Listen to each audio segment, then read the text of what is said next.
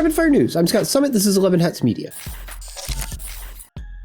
The new head of NASA says that the United States will build a nuclear reactor on the moon. He said operations for the project will be run out of Dr. Evil's moon base from Austin Powers' The Spy Who Shagged Me. The nuclear reactor will power Dr. Evil's space laser with the intent on destroying the world. This is a serious news show. The Food and Drug Administration recalled 64,000 pounds of butter after the manufacturer failed to disclose that the butter contained milk.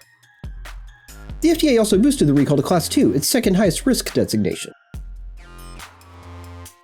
If you have a dairy allergy and you are unaware that butter is dairy, you have more pressing issues. Moving on. Breast milk flavored ice cream is now available nationwide. The product doesn't contain any actual human breast milk, as that would likely be illegal, but it does contain bovine colostrum. A pint costs $12.99 and the product is expected to sell out quickly. Ghislaine MacLeod didn't offer self-tracker. Day 5. She's still alive. Former CNN employee Jim Acosta interviews an AI avatar of a victim of the Parkland mass shooting. That's not a great way to overcome the title of fake news. For his next interview, I make the suggestion that he should use a Ouija board to communicate with Tupac to see if Biggie Smalls is in heaven. Or maybe interview a fortune teller to see if RFK Jr. is just pranking us all with his voice. Or maybe you could do a live reading of some tarot cards to see if the Dalai Lama is going to go on this past weekend with Theo Vaughn. Journalism. In his defense, I doubt anyone alive would actually want to go on his show. Nitrous oxide, dubbed Ice Cold Fatties, was seized at a Grateful Dead concert. Of all the drugs available at a Grateful Dead concert, the cops decided to seize laughing gas. I know Ice Cold Fatties can be dangerous, but so can all the other drugs. It's drug discrimination to take away the only drug at that concert that's readily available at the dentist. A drug bust at a Grateful Dead concert feels like entrapment, but whatever, moving on. The Canadian Coast Guard says that the Titan submersible tragedy could have been avoided. Yeah.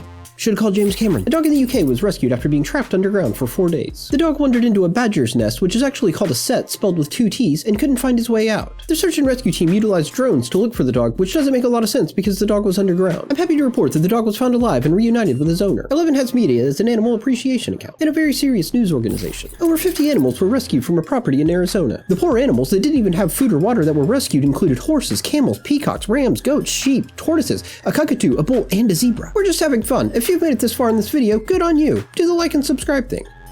And after being released from prison on a $3.6 million fraud charge, a Houston pastor returns to his megachurch. I'm willing to bet his first sermon will be on forgiveness. Happy Taco Tuesday.